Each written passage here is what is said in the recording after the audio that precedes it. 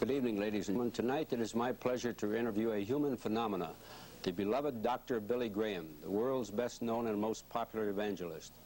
Since he began his worldwide crusades 19 years ago, Dr. Graham has undoubtedly spoken to more people than any other person living.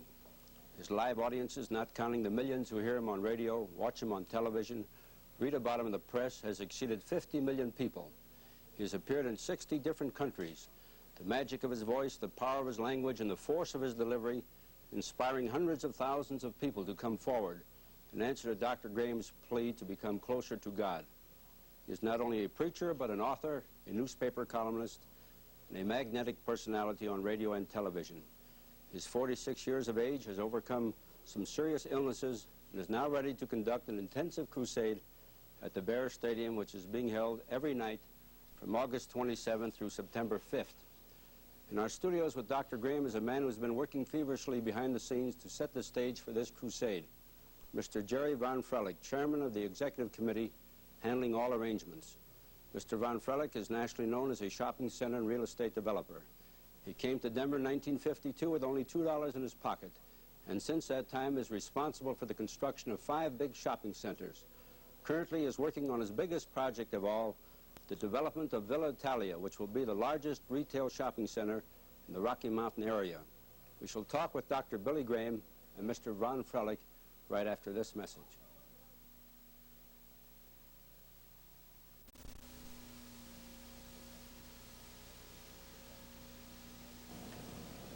Welcome to Denver, Dr. Graham. We certainly want to thank you for coming here for this interview. We had the pleasure of interviewing you 4 years ago in Denver, and your broadcast was a big hit then. I'm sure it will be today. Well, thank you. It's a great delight to be with you again, Max. Thank you. And before I actually ask you some questions, I should like to ask Mr. Von Frelick if he would tell us of some of the planning and organization that has gone into the staging of this big Denver crusade. Max, we've been working about 12 years in attempting to get Billy Graham to come to Colorado for this crusade, and we're grateful that now it's actually happened and that these things are happening to our state. Really, we've had a marvelous amount of cooperation from all of the denominations, all the faiths, people, church people working together as they never have before, and we think this is going to have a fabulous impact upon our state. How many people are actually involved in the preliminary arrangement and setting the stage for the first talk that will be made by Dr. Graham? Well, actually, we have involved now something in the neighborhood of 60,000 people over the state, from all the way from Wyoming down to Pueblo. People who are working, who are in organized prayer groups, who have been visiting, who have been participating in the financial program, and all of these many things necessary to demonstrate that Colorado really wants Billy Graham and the Billy Graham Crusade. Mr. Von Frelick, is it not true that Dr. Graham's talks will not only be televised in this country, but in several countries in Europe? This is true. We have, I believe, 189 stations, something like this, that will be booked up, but this will not be shown in Denver during the crusade. So the people, in order to hear Dr. Graham, will need to come to the stadium, and I urge them to come early to get a parking place and to make arrangements to get reserved seats, to be assured of a good seat if they can. Otherwise, we'll have seats for everyone. It's free, and we're looking forward to a fabulous turnout. You say that you spent 12 years in getting Dr. Graham to come to Denver. That's a long time. When was the date finally arranged or permission given?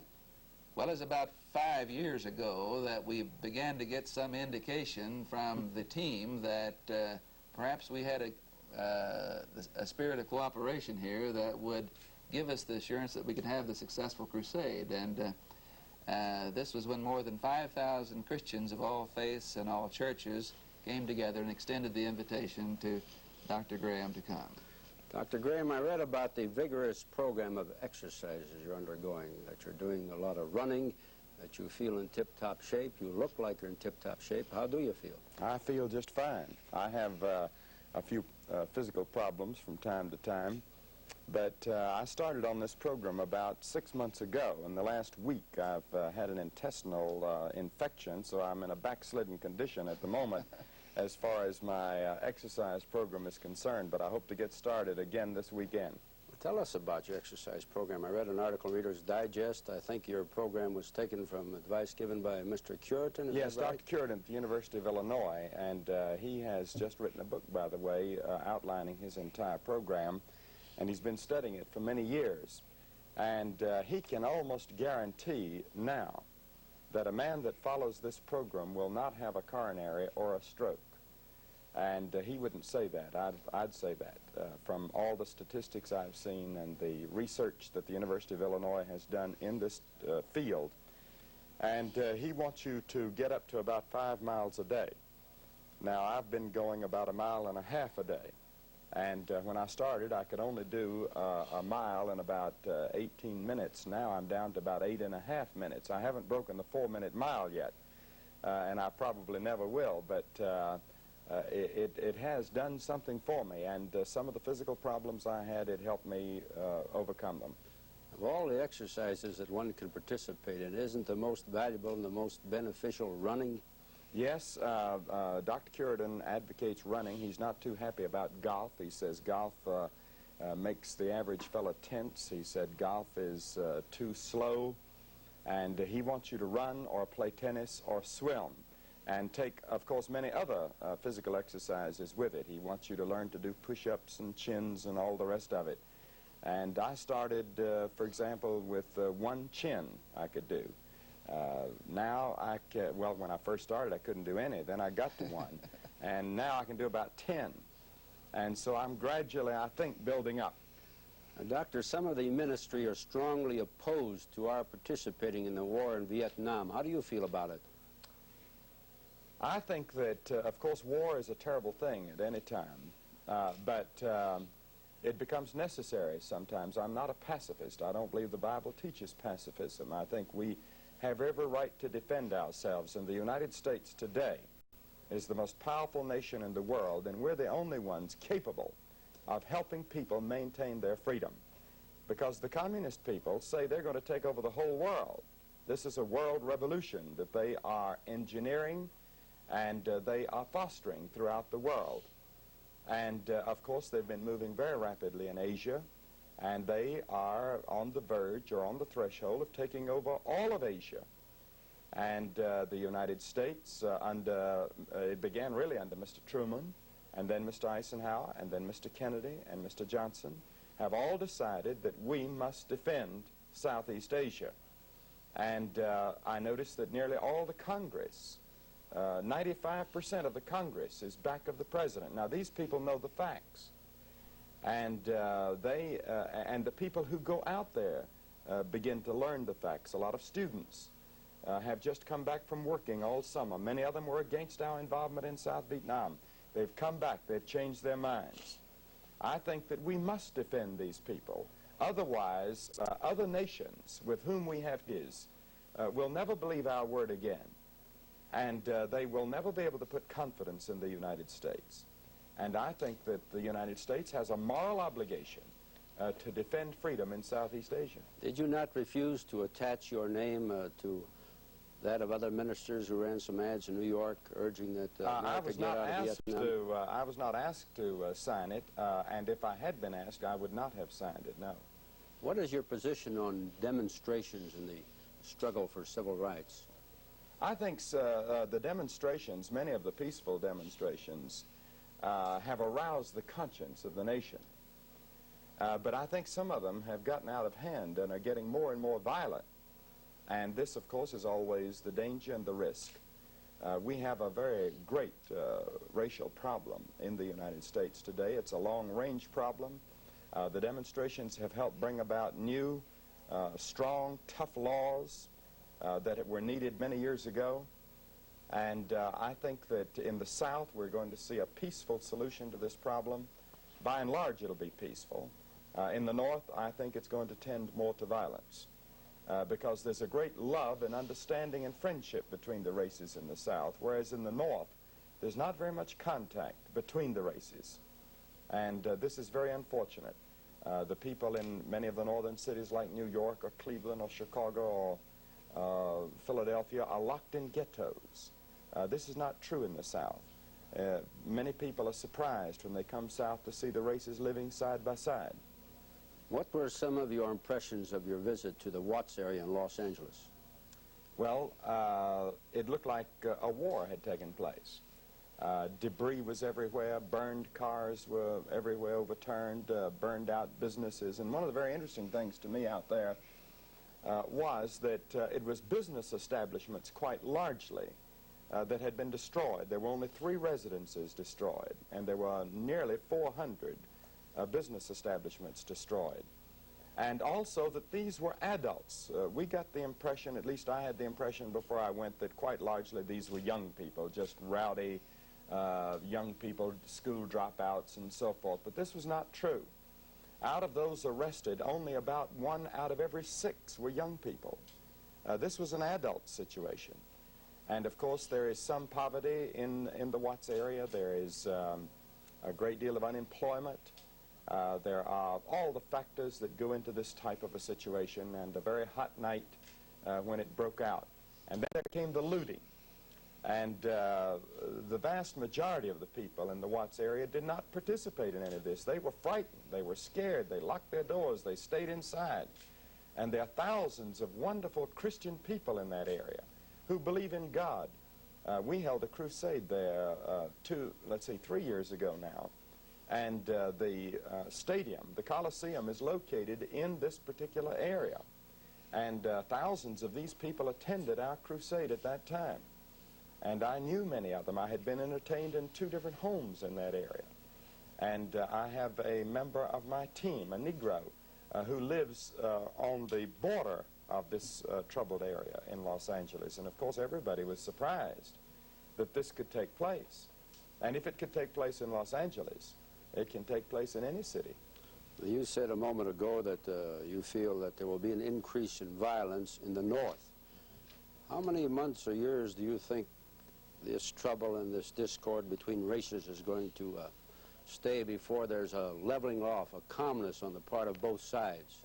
I'm not sure, because I think that there are some hardcore people, a very small, minute minority, that don't want racial peace.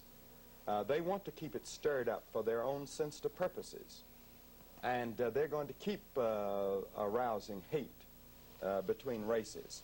Now, we have had this problem in the United States since almost the founding of the country, because we fought a great war 100 years ago over it. 100 years later, it's still the #1 domestic problem that we face.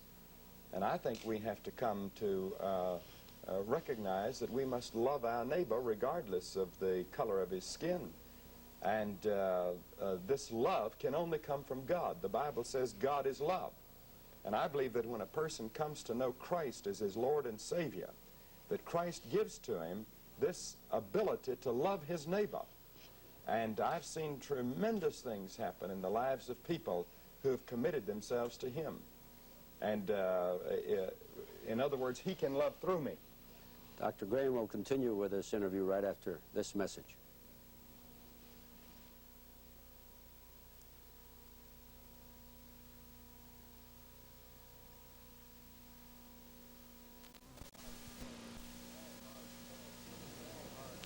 This small, hard core, what you said, does not want racial peace. What does this hard core consist of? Who is in it? Well, I wouldn't want to talk about the particular organizations, but I would say that there are some extreme left-wingers and some extreme right-wingers who would be very unhappy if we had racial peace. They want us to hate each other for their own purposes. And I think that some of these people really ultimately want to overthrow the American government and establish what they call the revolution. And of course, involved on both sides of this thing are the communists. And they have infiltrated, I think, a number of organizations. And I think that they want us to be continually disturbed and throwing rocks at each other. You also say, which is true, that God is love. How can you transmit that feeling in the minds and the hearts of people of all races? Well, that's what I'm going to be preaching about every night here in Denver, because I believe that that there is only one place, really, that we can find racial brotherhood, and that is in Jesus Christ. I was reared in the South, and by the time I was 13, now before I was 13, I went into the homes of Negroes. I ate with them, and we lived, and some of the closest friends I had were Negro playmates. And after about 13, the ideas began to be set as the older generation taught the Negro that he had a certain place and taught the white man that he had a certain place and so forth. Well, by the time I was converted to Christ, I had the same type of attitude, which I presume was a master-servant relationship idea. Love, but, you know. But when I received Christ, from then on, my life began to change. My attitudes began to change. Until it wasn't long, I wasn't even conscious of a man's skin. He was just an individual to me. He was just a man. And I began to find that I could love beyond myself, and that all men, in a sense, were my brothers, and that I had a responsibility to all men, and my greatest responsibility was to tell him about this great treasure I had found in Jesus Christ, that he could change a person's life, that he could give inward peace and joy and satisfaction, that he could take a married couple whose love had gone dead and rekindle that love, that he could help in the lonely hours and the troubled hours of life, and that he could give assurance after death, that he could give assurance that sin was forgiven, that I'd made peace with God. And this is a tremendous thing. And these are the things I think that modern education is missing, what German existentialist philosophers are calling ultimate situations in life, that the student today is thinking about. Now, you listen to Shindig or Hullabaloo or any of these programs, and the songs, so many of them have to do with death and loneliness and suffering and heartache. And these young people are searching underneath for something real, something they can sink their teeth into, something they can believe. Well, I believe that Christ offers the most exciting and thrilling philosophy of life that we've ever had in the history of the human race. And my job here is to tell people how thrilling and exciting it can really be.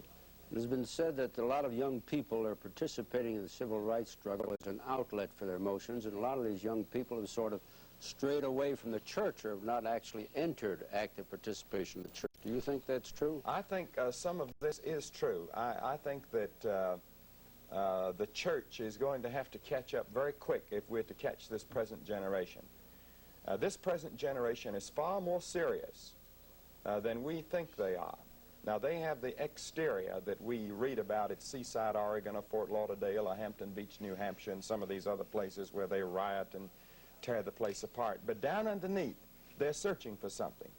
And I think we in the church have failed to give them what they're searching for. They're not interested in us lowering our faith and accommodating our faith to the new ideas. They want to see if we really believe what we're preaching. They want to see it in our lives. They want to hear a voice of authority. And I stand up, and of course I believe the Bible. I believe it from cover to cover. I believe that it's God's message to the human race. And when I preach it with authority, young people respond. And right here in Denver, I'm sure if it's like all the other cities, 50, 60, or 70% of our audience will be under 25 years of age every evening. These young people will come, and they will respond. Now, these young people come and they respond to you. Why do they fail to respond to other ministers in different parts of the world? Well, I think that they are responding to many of the preachings of the clergy today. I think, though, we in the church have failed to give an authoritative message. We failed to give something that the early church had. The early church had an intoxication, an excitement. In fact, the people thought that the early disciples were drunk. They were so filled with their faith. And I don't think anybody would accuse the average church audience today of being drunk, at least with the Spirit. It was more, they might have a little on their breath from the night before. But this is our problem. We have lowered the standard so that a man can get in the church today a lot easier than he can get in the country club. And Christ said, if you're going to follow me, you must deny self and take up a cross. I'm going to die. And we've got to die to self and let him be on the throne of our lives. How do you assess the value of the ecumenical council and the many dialogues which are now being held? Well, I think any dialogue and any discussion is all to the good. I don't think we ought to sit in two camps and never speak to each other as we have for many years. And ever since the coming of Pope John, there has been a new understanding, a new relationship. I'm invited, for example, to speak at many Catholic institutions, which was not true even 5 years ago. And when we were in Boston, which is quite largely Catholic, Cardinal Cushing urged the Catholic people to attend our meetings. Well, this is sort of a new day. Now, this doesn't mean that we're close to unity in the sense of organizational unity. This is something that won't happen in my generation. The divisions and the issues are too deep. But at least there is a growing friendship and an understanding that we did not have before. I think the Catholic Church understands the Protestant position better. I think the Protestant position understands the Catholic position better than we did a few years ago. Was there any particular event in your life which motivated you to become a preacher or an evangelist? Yes, I feel that God called me to preach the gospel. That call was just as distinct and just as clear that I could not do anything else. I didn't want to be a preacher. In fact, I once said that I didn't want to be two things. I didn't want to be an undertaker, and I didn't want to be a preacher. And yet I sensed that God was calling me, and this was quite a struggle. And one night on the 18th green at a little golf course in Temple Terrace, Florida, I just suddenly said, "Yes, Lord, I'll preach." And tears came down my cheeks, and there was a tremendous sense of relief that I had finally yielded to what I knew to be God's call. Now, about 2 years prior to that, I had been converted to Christ. In other words, I had received Christ as my Lord and my Master and my Savior. And this had completely changed my life. And then came later this call to preach. Now, I didn't know that I would be an evangelist. I thought perhaps I'd be a pastor or a teacher. I wasn't sure what area of service. And I didn't know that I would be a full-time evangelist until about 15 years ago. Now, how old were you at the time when you first received this call? I was about 19. What kind of an inner feeling do you receive or experience when you ask people to come forward for commitment and thousands respond to that call? Well, Max, I've seen thousands of people respond to that call all over the world. And you would think that it would probably get old or routine, but it never does. I have the same joy and the same thrill and the same expectancy at that moment that I had the first time I ever saw people respond. And I always know they're going to respond. There's never any doubt when I give that invitation that people are going to respond. And there's a tremendous burden because I know there are people in that audience that need God. And I have the feeling that if they don't find Him that night, they may never find Him. So there's an urgency to try to reach that one person that still doesn't know Him. And I think that this probably is the gift of an evangelist, because my whole life is given over to trying to get people to decide, to make a decision to receive Him. Now, does it last? That's the big question. I don't believe that you can see the results of a crusade like we're conducting in Denver for at least 5 years. The first year or two, these people that have made commitments, they're groping, they're searching, they're trying to find their way in life. But as they study, as they grow, as they go to church, they begin to find their way. And 5 years from now, some of these people will be leaders in Denver. 10 years from now, some of them will be clergymen. I never go back to a city now, but what scores of people come and tell me, many of them clergymen, that they received Christ in that particular crusade. What particular traits in people do you think keep people away from God? Pride is the number one. Selfishness and pride go together. We want to live for ourselves. We don't want to really bow to the leadership of God in our lives. I think this is the number one thing. So we build rationalistic arguments as to why we shouldn't come, and that's all a cover because we really don't want to meet these tough demands of Christ. Because he demands that we love that love dominate our lives, and that we put our neighbor before ourselves, and that we put God first in our lives. But most of us are egocentric. We live for ourselves, and we are always supporting ego. Christ says ego has to get off the throne. Christ says, I'm going to sit on that throne. Ego has to come down. Well, we don't like that. I think that's the big stumbling block. Dr. Graham, our time is running out. Of all the countries that you have appeared in, which one would you say was the least religious? Well, now that would be very difficult. I would say the country that probably has the least church attendance, let's say, outside the Iron Curtain at the moment, because we have some statistics, but I'm not sure how trustworthy they are. I would say possibly Sweden. Sweden. Well, I'm sorry you can't elaborate on it, but you know how television time is. The 30 minutes have come and gone. Thanks very much for coming here. Thank you, Max. You honored us with your presence before. You honor us again tonight. And I wish you good luck, good health, and turn away crowds at the crusade. And thank you very much, Mr. Jerry Van Frelick, for your part, a very important part in making the appearance of Dr. Graham possible in Denver.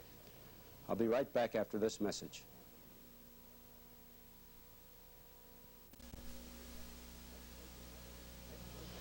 Next week, another interesting guest, same time, same station. In the meanwhile, thanks for watching and thanks for listening. Good night.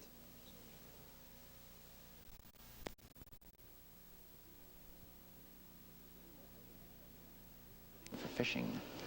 Good evening, ladies and gentlemen. Our guest tonight is known to millions of television and radio fans.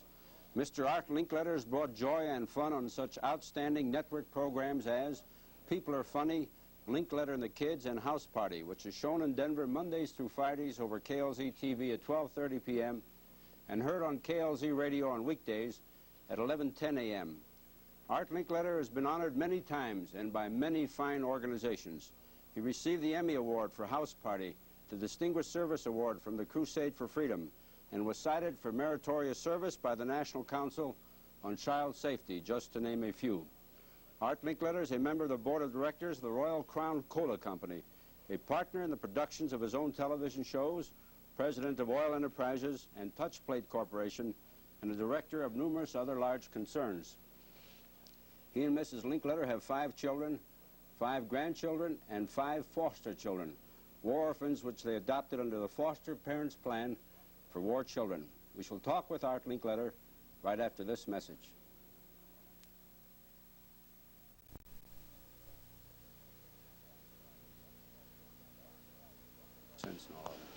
Welcome to our show on the spot, Art Linkletter. Glad to be back with you, Max. It's been about 3 or 4 years since I faced you across the camera and a microphone. That's right. You look 3 or 4 years younger now than you did then. That's what Diet Right will do for you. Diet Right Cola, is that right? That's why I'm here in Denver, so I just mentioned that. What is your secret in successfully handling so many children on your shows? The children recognize immediately when I start talking to them that we're on the same mental level and there's no discomfiture on either side. Actually, the kids know I like them. They've been brought up ever since they were born to see me on television, and they feel I'm an old friend, and so they're familiar and comfortable with me. And then I ask them to start with a question that makes them feel comfortable. I never start with a child with a tough question. I start with something easy so they can hear the sound of their own voice, their name, how old they are, perhaps what their daddy does, and then I get into the more sophisticated stuff. You and the children are on the same wavelength, is that right? Exactly the same wavelength. I don't talk down to them, I don't talk up to them, and I don't stand for any nonsense. How many children would you estimate you've talked to or interviewed in all the years you've been on TV and radio? Well, how are you in mathematics? Let's take 4 times a day, 4 children a day, 5 days a week, 52 weeks a year for 19 years. Let's see, you carry the odd, 4 times 6, is it over 5? Quite a few. So 20 a week, 52 weeks in a year would be 1,008. And how many years? 19 years. You've interviewed close to 20,000 children. That's right. Children who are now grown up and have their own children that are coming on my show. Do you hear from the children you've interviewed? Children are on my program now whose parents I interviewed when they were 7 or 8 or 9.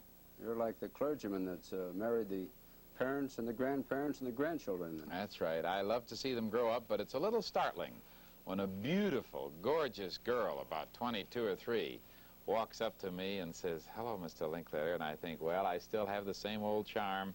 And she says, "Don't you remember me? You interviewed me when I was 4 years old." Boy, if anything makes you feel old, that's it. Still makes you feel good, though. Oh, yeah, sure it does. I'm just So kidding. what about some of the replies and comments that children make? We know they always speak the truth and what's on their mind. Don't they leave you almost speechless? Yes, of course, when you say they speak the truth, you've got to remember they speak the truth as they see it, from their standpoint. And while it may be true, it may not be entirely true. For instance, little boy the other day, I said, what do you want to be when you grow up? He says, I want to be a bachelor like my father. Well, I thought a moment, and I said, your father is a bachelor? How do you know he's a bachelor? I knew there was something wrong there. Well, he says he just got out of college a couple of months ago. So you see, what the kid had heard was that his father had gotten a bachelor degree. So that makes him a bachelor. So it was the truth, and yet it wasn't the truth. What are some other funny lines that you can mention? Children only hear parts of things, or they only know parts of things, and they project that into their own knowledge, whatever it is. For instance, I had a little boy about 9 or 10 on the show once, and one of my favorite questions is to ask them, what did your mother tell you before you came down here? Because, you know, they're pretty well brainwashed. From the time they're here that they're going to be on my program, 30 days before it actually occurs, their parents very smartly think of all the things that kid has seen and heard around the house that they don't want told on the air. So the child is told over and over and over what not to say. Naturally, when he gets down to the program and I ask him what he's been told not to say, it comes out letter perfect because he's had all that practice. So when I asked this little boy, what were you told to say or not to say on the program, he said, well, my mommy only told me one thing. He says, this is a brand new shirt, it doesn't fit me, and we're going to take it back to the store the minute I get home. Well, of course, the store and everybody else got a kick out of that one. But I started to tell you another one. My mind wandered there for a moment. To show you how kids think of only a part of the truth, a little boy said to me, my mother just told me one thing, and she told me to just be a normal boy. So I said, well, young fellow, what is a normal boy? What is normal? And he thought a minute, and he says, I think it's 98.6. Well, that's a good answer. And you see, it's true, and yet it is something different than what we might expect. The little boy, one of my favorite stories, the little boy was out in the backyard playing, and he came in, and his mother said, what have you been doing, Johnny? He says, I've been out in the backyard playing catch with God. She says, what? Playing ball with God? Now, you shouldn't say things like that. He said, I was. She says, how do you play ball with God? Well, he says, you take this ball, and you throw it up in the air, and you wait a minute, and he throws it right back down to you, which is about as good a description of gravity as we're going to ever hear. Right. How are the children chosen for your program? The children are picked by their teachers in their schools. And I have a school teacher who picks them up because no child is excused from school without going with a regular teacher. She contacts the principals about a month ahead of time, and then he assigns some teacher for that grade level to pick the 4. Now, most parents assume that the child is picked because he is the brightest, the most intelligent, and the best child in the class. I'm sorry to have to tell those parents that this is not always true. Sometimes the child is picked because he is the child the teacher would most like to have out of the room for a few blessed hours. What's the general age range of the guests? We get them from 4 years to 11.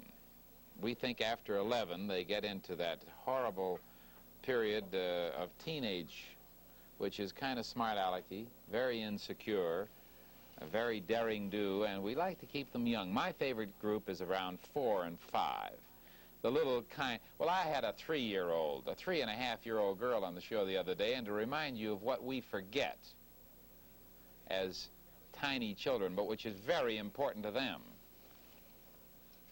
I said to her, you go to pre-kindergarten? She says, yes. I said, do you work? And she says, I don't know. Well, I said, do you play? She says, yeah. I said, is there anything hard about your school? Well, she says, I don't know. I said, what's the hardest thing about your school? She thought for a minute. She says, when I go to the girls' room, I can't reach the paper. Now, how many of us remember when we were 3 years of age, and those were tremendous problems? You can't reach the water faucet. You're too little. You can't tie your shoelaces. I had one little girl. I said, can you tie your shoelaces? She says, no. I said, can you comb your hair? She says, no. I said, do you know your left hand from your right? She says, no. I said, you don't know much, do you? She thought a minute. She says, I know my front from my back. Art, what about children who come on your show and suddenly find themselves very nervous and tongue-tied? How do you relax them? Well, I talk to the children to begin with for about 5 minutes before we go on the air. We meet in a little room and I kid with them, maybe let them give me a kiss. I tell them about some of the prizes we have for them. They get warmed up, so to speak. And occasionally you'll find one who is still a little tongue-tied, a little nervous, a little scared, and I just take it real easy with them. And have you ever been embarrassed by what some of the children have said on your shows? oh, yes, the children say things which are quite embarrassing. Remember one or two lines that stay in your mind that really embarrassed you? Oh, I remember several lines, but do you want this series to continue on the air? Why, certainly. Are you interested in making a living here? If you want to mention a couple, it's all right. All right. Well, you know, it's just little embarrassing things that I said to a little boy the other day, I said, you seem kind of nervous and frightened. You're not frightened of me, are you? He says, no. I said, you aren't frightened of the audience, are you? He says, no. I said, well, what are you frightened of? He says, I think I'm going to have to go to the bathroom right now, here. And, you know, he almost did. And then there was a little boy, I said to him, very innocent question. I said, what do you do for fun? He says, I play hide and go seek. So what does your mother do for fun? He says, she bakes apple pies. I said, what does your father do for fun? He says, search me, he always locks the door. Now that would be embarrassing a little bit. It's very humorous. Art, what about these thousands of stunts that were dreamed up on People Are Funny? Who thought of those?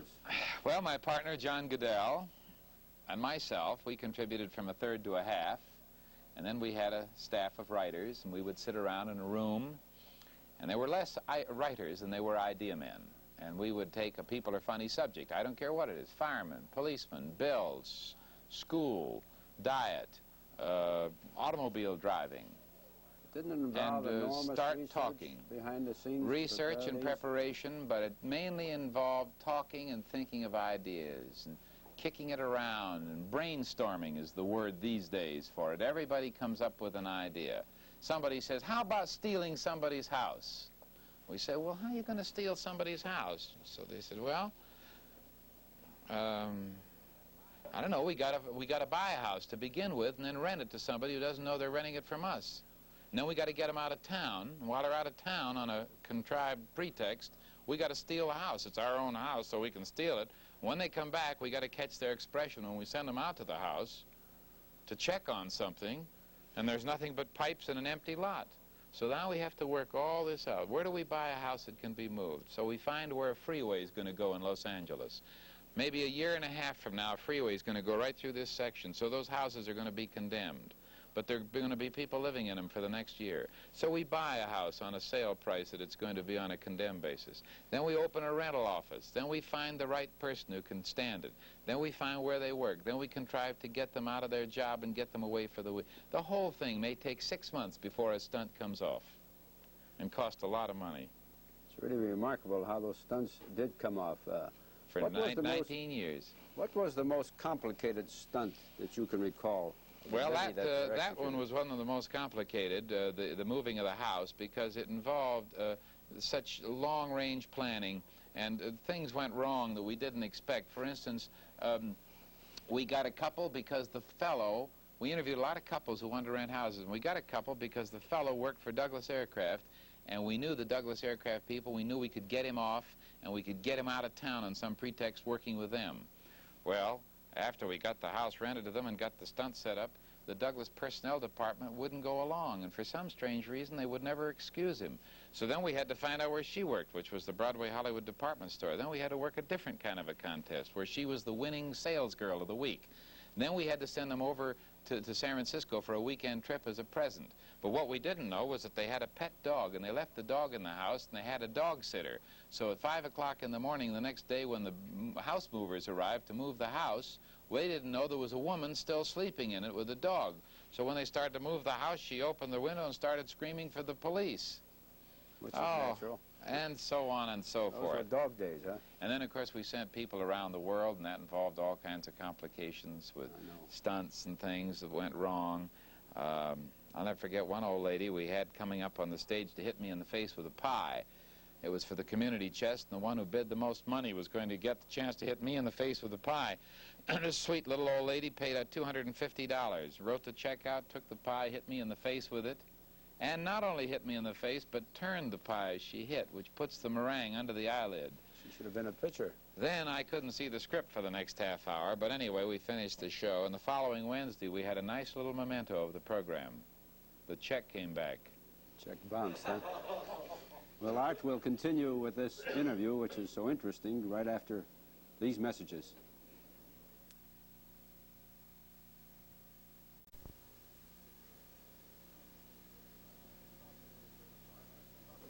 Art, let's talk a little bit about Art Linkletter, the individual who has so many things to do and does them all so well. You're on so many corporations, you're active in so many drives, you're on these TV and radio shows, you write books. How many books have you written, by the way? I've written 6 books, and I'm working on my 7th. What's the 7th going to be called? The Child's Garden of Misinformation. What'll it consist of, this book? The boners that have been written on classroom papers that teachers send to me from all over the country. The wonderful things like a kid would write, all I know about Queen Elizabeth is that she was fat, because it says in my book that she stoutly resisted the Spanish ambassador.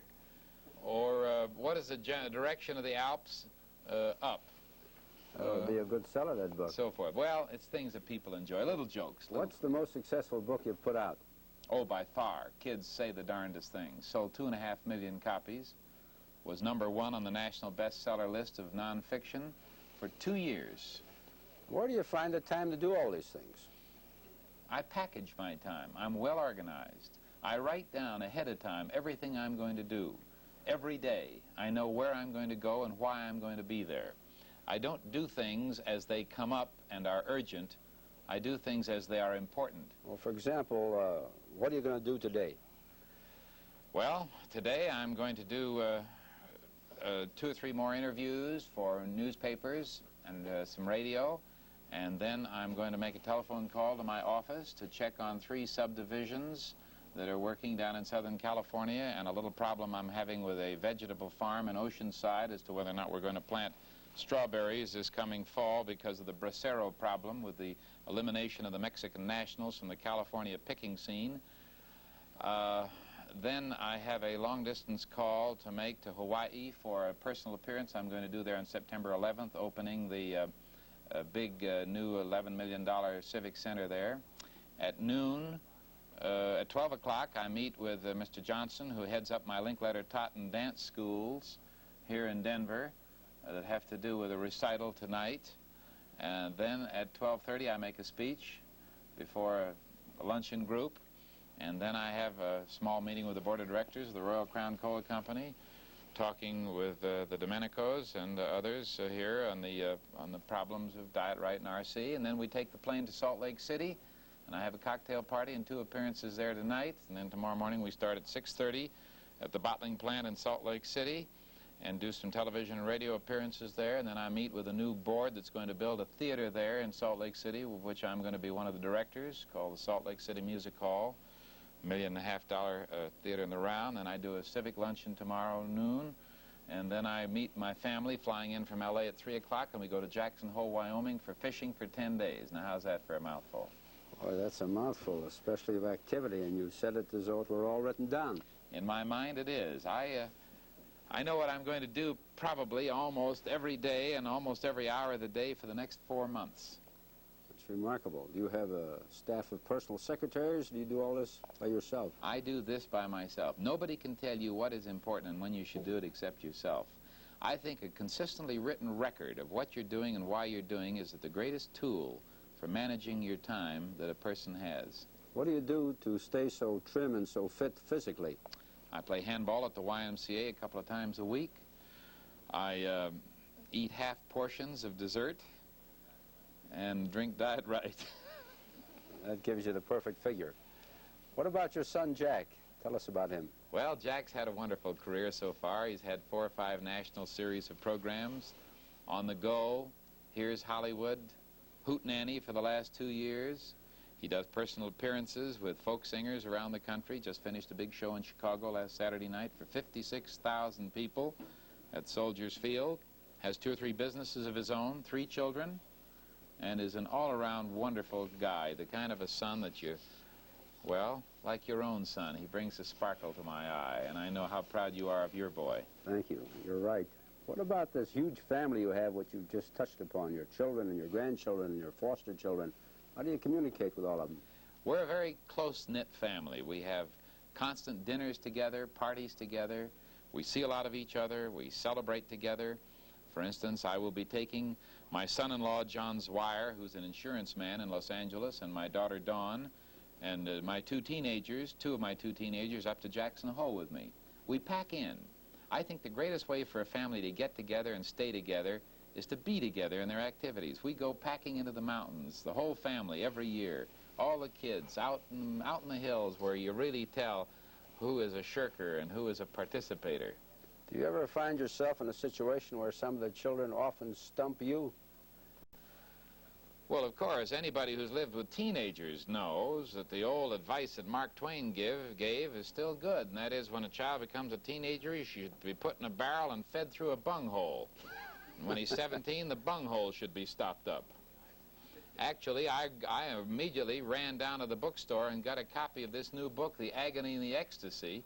I thought it was a story of how to raise teenagers. It's a story of Michelangelo. By Irving Stone? Yeah, a great book. But The Agony and the Ecstasy is my perfect description of raising teenagers. Art, what about pay television? Is that something that's still years away, or where is it going? What's your own opinion? I think it has some very rough sledding ahead. Pat Weaver, who is heading up pay television on the West Coast, is an old friend of mine, an ingenious, clever, imaginative, resourceful, and persistent man. And I think even he is going to fail. I hate to say it because I'm not against pay television. I just think that the time has not yet come for it. Why do you think he will fail? I think he'll fail because he is competing for the rarest commodity in the world, talent. There's not enough of it to stretch on all the mediums that are now reaching for it. And he doesn't have enough money to pay the talent to do the job to compete with free television. Even though he may have 10 or 15,000 subscribers in Los Angeles and 4,000 or 5,000 subscribers in San Francisco, what is that to the millions and millions and millions of coast-to-coast television, movies, theaters in the round, and the rest? If somehow paid television could suddenly be coast-to-coast with all the homes available in the United States for it, then it would go. That But might up till take now, 10 years it before might that take, happens, or longer. It'll take $200, $300, $400, $500 million, and it'll take 10 years. I think he's in for some tough sledding. You can't manufacture talent. How about the ratings? Do you have any comment to make on those? I think ratings are necessary. I think it's like the gambler who comes into the town and says, where is there some action? And the fellow says, well, there's a game down the street, but it's crooked. The fellow says, fine. He says, you're going to play in a crooked game? He says, it's the only game in town, isn't it? Well, that's the way with ratings. I don't really believe ratings are as dependable as they might seem, and yet it's the only measuring stick that television has. And right now, of course, I'm in favor of ratings because my ratings are high. When they go down, I'll tell you all the reasons I don't believe in ratings. Well, let's hope that your ratings always stay high and you won't have to revert to the other reasons. What are your plans for TV and radio this fall? Well, I've just signed a new 6-year contract with CBS for the continuation of the House Party. I'll do some guest appearances, perhaps do 1 or 2 dramatic shows. I have a production company called Comstock, which is doing some new pilots. One very exciting, interesting new show idea called We Pay Your Bills. Everybody owes money. Sounds inviting. Everybody pays bills. So we're going to pick people who have interesting bills, get them on the show with a panel of celebrities, and play a game to find out if they can determine from their questions what bill it is. And we've got some dillies. We got an 83-year-old lady who owes $42.20 on skin diving lessons. We got a 26-year-old married woman who owes $422 on 2 cemetery plots bought for her by her husband with a down payment, and then he deserted her and he left her with the cemetery plots unpaid for. We got a woman who owes $65 to a doctor for an unpaid bill. She has just taken off 175 pounds in a year-and-a-half time. These are interesting bills and interesting people. They shouldn't be paid. They're too interesting to talk about. If you pay them, they're over. We'll pay them and we'll talk about them. Art, can you recall the first time that you conducted your own network show, how you felt mentally, and what the atmosphere was at the time, the very first time you were on a network yourself? First time I ever broadcast on the Columbia Broadcasting System, incidentally, from the Mission Beach Ballroom in San Diego, and it was in the year 1935. I was about 23 years of age, and I stepped up in front of the microphone before Freddie Martin and his orchestra. It was a sustaining late-night dance band program that went all over the country. I was so nervous and I was so scared that I was in seventh heaven. At the same time, I was very nervous because I visualized all these people listening. As I remember my opening announcement, I said, "Good ladies, evening and gentlemen," or something like that. I was so nervous I had my fiancée, Lois, with me. She was my wife. She is my wife, and she was at that time anticipating our marriage, and I was so concerned with memorizing my ad-libs that I brought her up to Freddie, and I said, "Freddie Martin, well, it's a girl I picked up. I can't even remember her name." Well, thank you very much, Art Linkletter. You know, this is an old refrain with you. Our time is up. We do want to thank you for coming here, for telling us so much of your personal life and your so many interesting experiences on television and radio, and we wish you good luck in business, television, radio, and all your other activities. Thank you, Mac. You owe me an interview. Send me your boy. Okay. We'll be back right after this message.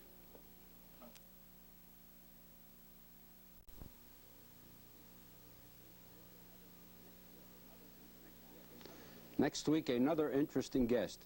Same time, same station. In the meanwhile, thanks for watching and thanks for listening. Good night.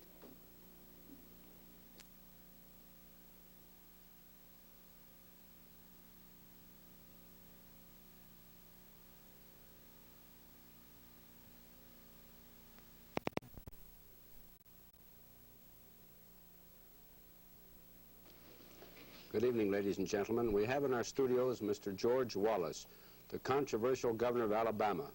Before he became the governor of Alabama, he was a circuit court judge and served in the Alabama state legislature. Governor Wallace is constantly in the news concerning his avowed stand on segregation.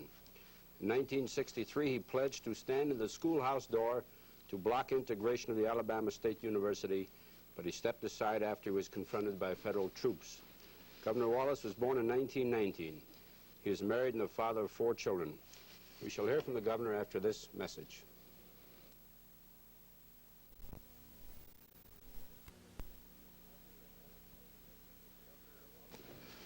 Governor Wallace, what position do you believe the Negro should hold in American society? Well, Mr. Goldberg, first, before I answer that question, I was sort of amused at your introduction to me when you said the controversial governor of Alabama. You know, even the president is controversial, and usually they don't say controversial President Johnson, controversial President Kennedy. I look with amusement the way you folks introduce me as controversial. I think most all people probably who've been interviewed on this station are controversial, but I get that tag by the news folks. But I'll answer this question by saying that what part do you think the American Negro should play in American society? What position do you believe the Negro should hold in the American society? Well, I think you're talking about individually, of course, collectively. Both. Well, I'd say that individually the Negro should play the part in American society that he's qualified to play.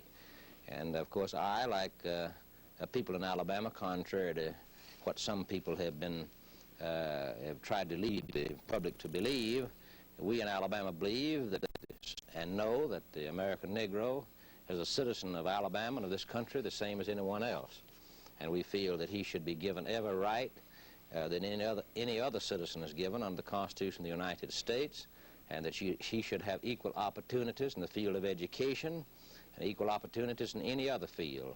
That is, opportunities commensurate with his ability as an individual or collectively. Well, do you feel that the Negro is getting equal rights in Alabama as far as education is concerned? I would say that the Negro is getting as good an opportunity for education in Alabama as he is in any state of the Union. We have as good a school system for Negro students as exists in the country. We have some of the finest physical plants in the nation for Negro students. We have some of the finest colleges. In fact, one college in Alabama that, although it's a quasi-public school, Tuskegee Institute, the finest Negro college in the world, which I used to be a member of the Board of Trustees because of my interest in Negro education. The Negro school teacher in Alabama's average school pay this year is a little higher than that of the average white school teacher's pay.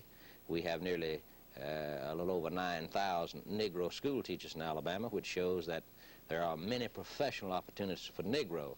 Yes, the Negro has a fine school system in Alabama. Are you opposed to having the Negro and white students attend the same school?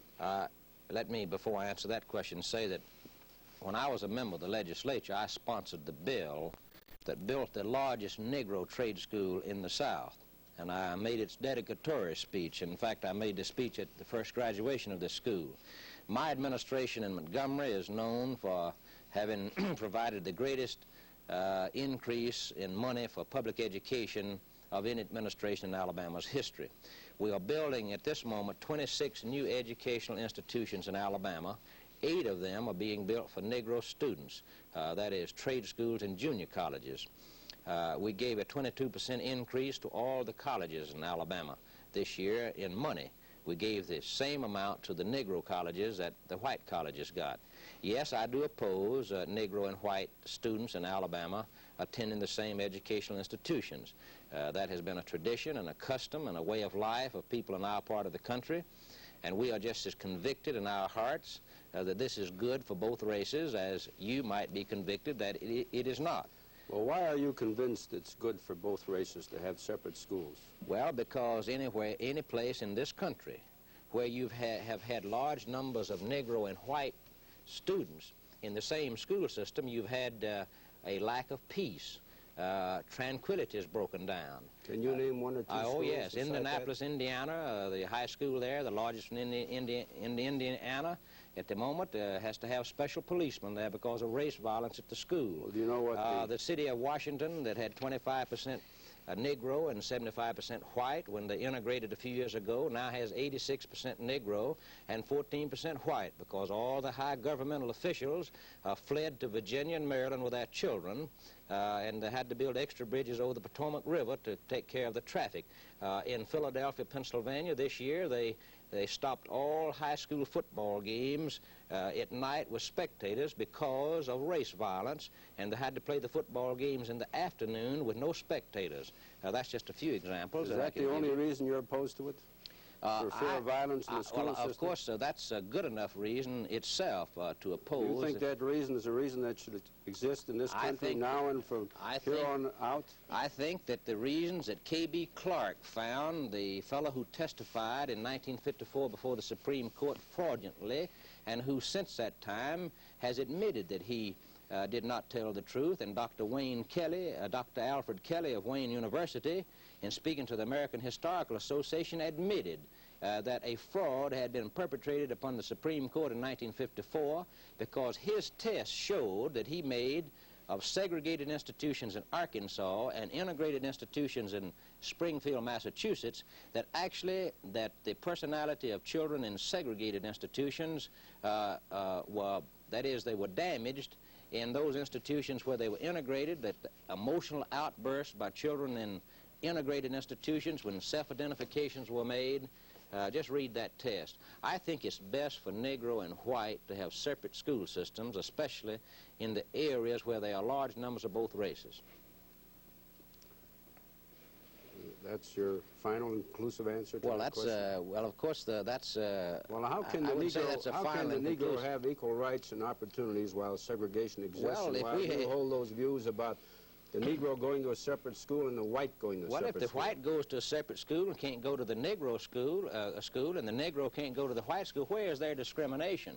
All Negroes in one school, all whites in another. If you're trying to say that a Negro can't get a good education unless he mixes with white people, then you are saying that the Negro is inferior.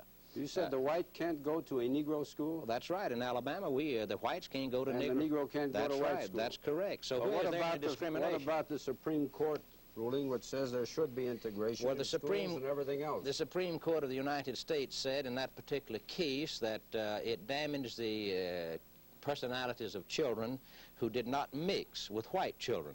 If I were a member of the Negro race, I would resent a decision that would say that my race couldn't get a good education unless they mix with the people of another race. That decision officially branded the Negro people as inferior, and I would resent it if I were a Negro. The Supreme Court decision of 1954 did not say that all schools must mix. It said in that particular case, that is not the law of the land, it's the law of the case. Governor, you said you would resent it if that were the decision as far as a Negro is concerned. But what if a Negro wanted the right to go into a white school? That was his own personal business. According to what you say, he is forbidden by law from doing that. He cannot do that. Well, that's right. You don't want him to do that. There are many people who would like to maybe go out here and rob a bank, but we say they can't do it because that's... the analogy is accurate as far as this discussion is concerned. No, a Negro going to a white school has nothing to do with a man robbing a bank. I agree with you there, but historically up till 1954, the Supreme Court of the United States said that you could have separate schools for Negro and white. There were many court cases in the Ohio, Illinois, New Jersey, New York Supreme Court that said separate schools for Negro and white did not violate the 14th Amendment. Then we people in Alabama and the South, going by what the Supreme Court said, spent millions upon millions upon millions of dollars on separate school systems. And then after we had spent this money in keeping with the law, then they come along in 1954 because of a political decision of Earl Warren and the Supreme Court, said, no, these millions of dollars you have spent are in vain. We resent it, we reject it, and we oppose it. And we feel that if that the school system of Alabama should be left into the hands of the state of Alabama. Now, in Colorado here, and in Denver, and I want to tell you people this, if the Civil Rights Bill passes, inspectors are going to come to your city and they're going to remove all racial imbalance in your school system. That's what the bill says. Let me interrupt you a minute. You know, you and I I'm interviewing you, and you're talking to Cameron, making a 30-minute speech here now. Well, after all, I thought that I was the one to be interviewed. They see you being interviewed, but I'd like to ask you a question. I'd like to have you answer it, and then we'll go to another question you answered. Well, but I ask you a question, you go on for a half hour. I thought you wanted a filibuster interview here. I thought you wanted to hear from me, not from you. I do want to hear from you, but now you make a statement, and I read that in the newspaper. The Civil Rights Bill passed, all these things would happen. That's correct. Do you have a copy of that bill? Yes, sir. Specifically state that? I don't have a copy of the bill, but I can you can get you a copy by writing your congressman and your senator. And those who are sponsoring this bill are the ones who say we want quota systems for jobs, we want quota systems in housing. They say this bill will provide the identical thing they're asking for, and it will. Under this bill, a federal inspector will come to this state of Colorado and will say that we've got to have a racial balance in the school systems here in Denver. That means they'll go transport children from this section of Denver to this section, Negro to white sections, white to Negro section. And if you people don't want that, you better write you a congressman, because that's exactly what that bill now pending in the American Congress does. It also will destroy all white residential housing sections in Denver. There'll be no more all Negro housing sections in Denver or any other state in the Union. You'll have to employ people on the basis of quotas, racial and religious balance. That means that if you've got all Methodists working at this television station, you're going to have to get some Presbyterian, because you're discriminating against the Presbyterian. That's what the bill says. You think the bill will pass? I certainly hope not, but the fact that a bill of this sort has been submitted to the American Congress is very significant. This bill will turn the state of Colorado over to the NAACP and what they want to do. Governor, we'll return to this interview right after this message.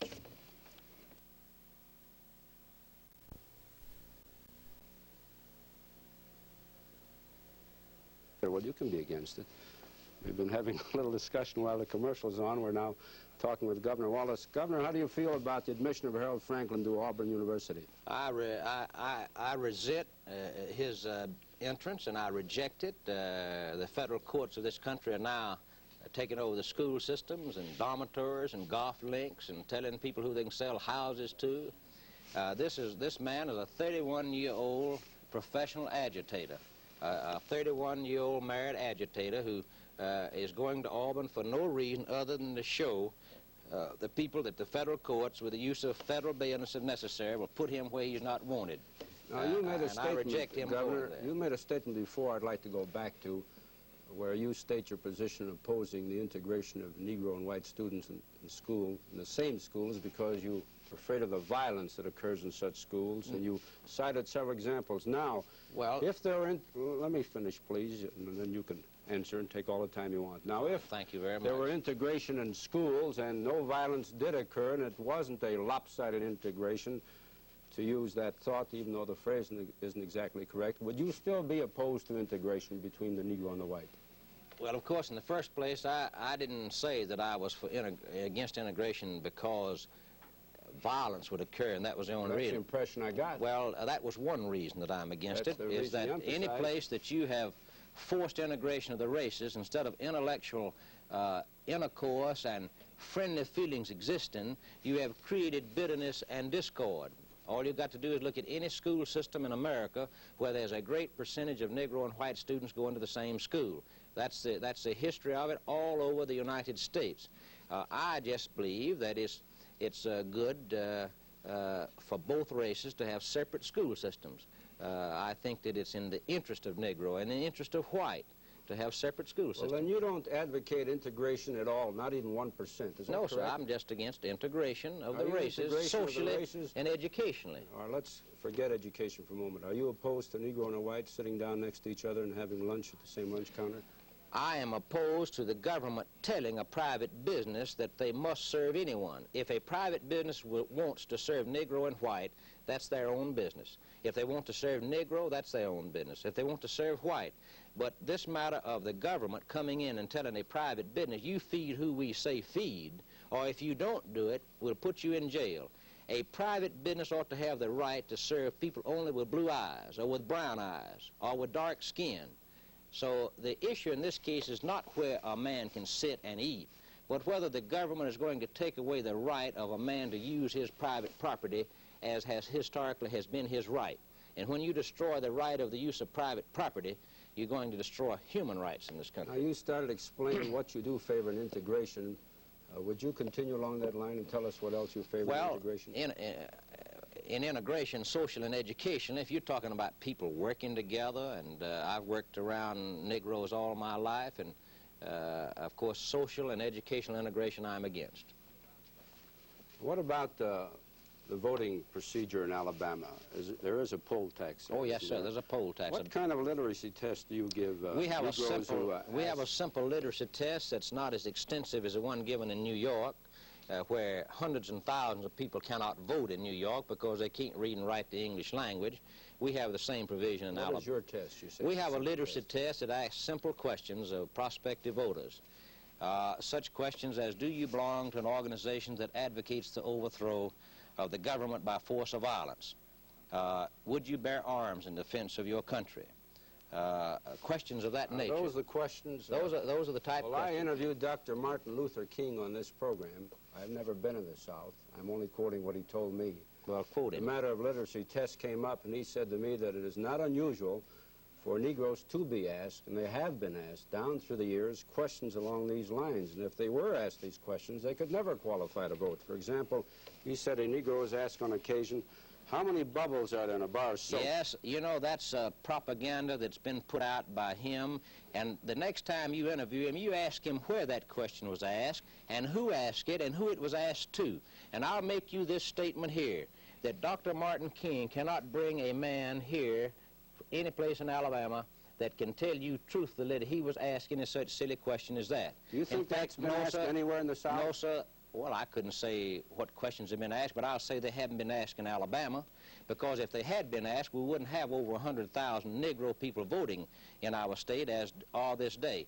Now, Dr. Martin Luther King, since you're getting on him, you know, when we charged that the Justice Department of Alabama was hauling Dr. King and those around to stir up these demonstrations, they denied it. You remember that? They said that the governor of Alabama had lied.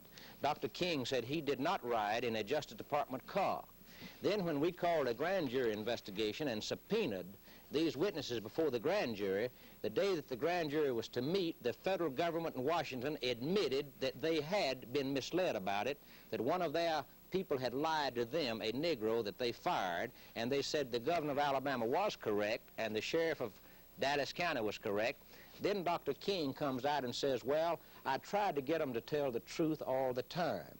But originally he said he didn't ride in a Justice Department car, and then the Justice Department said he did. Then he said, I asked them to tell the truth all the time.